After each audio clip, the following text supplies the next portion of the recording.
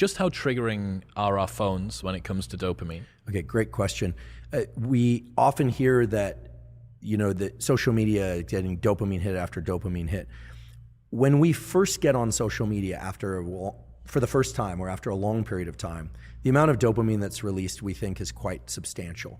It's novel. Remember, dopamine is about novelty, surprise, and the sense that we are on some exciting track. That's what dopamine is really about. It puts us into states of readiness, anticipation, looking, seeking, etc., almost always for things outside the confines of our skin. Just to contrast it, serotonin does the opposite. When there's a lot of serotonin in our brain and body, typically it makes us feel satisfied, sated, and more quiescent, comfortable with what we have in our own immediate sphere and within us, right? The comfort of a good meal, the food you have. Dopamine is about go, go, go. If you look at somebody who's high on cocaine or methamphetamine, it's all about pursuit, because that's a very dopaminergic drug. You look at somebody who's taken a drug, and I'm not suggesting people do this, but it really ramps up serotonin. Let's say a selective serotonin reuptake inhibitor, Prozac, Zoloft, et cetera.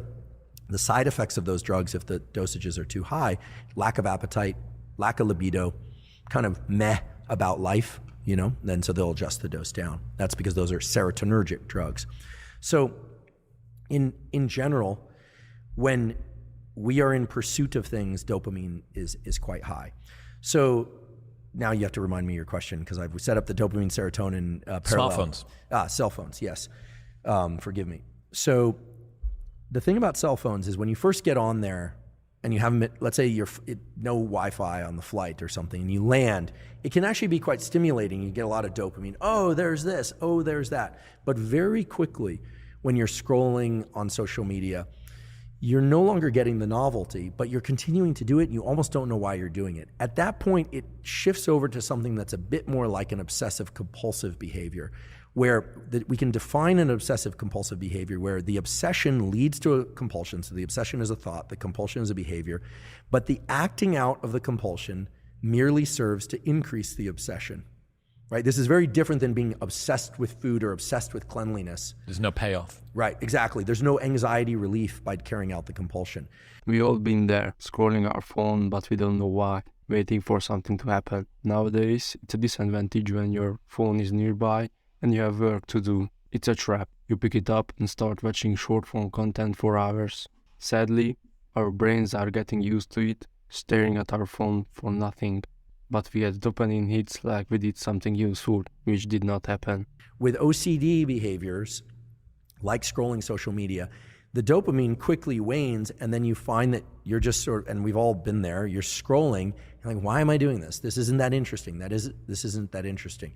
Now, the algorithms for social media are very clever, and I don't want to demonize it. I, provide a lot of my life is spent on, on social media now, but in the algorithms that they've incorporated function on the most powerful way to keep people doing a behavior, or an animal for that matter, is intermittent random reward, or random intermittent reward, that you don't know when you're going to hit the jackpot. So you're scrolling, and then you see something.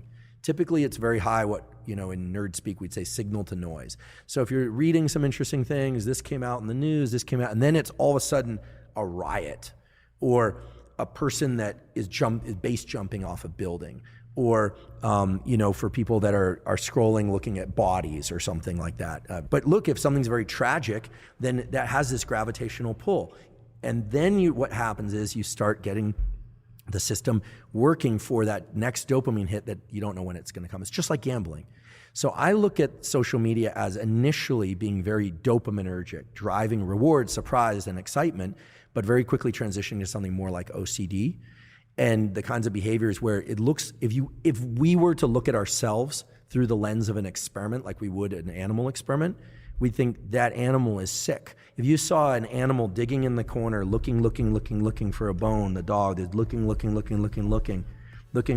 you'd think that's really sad. That's us. It's so sad. There are so many addictive possibilities, like gambling addiction, phone addiction, which is similar if you think about it. You are gambling, you pull the lever, you are hoping to win. You are scrolling on your phone, you scroll to the next video and hoping that it will be a good video, from you gain a dopamine hit. This is us. We can't deny it.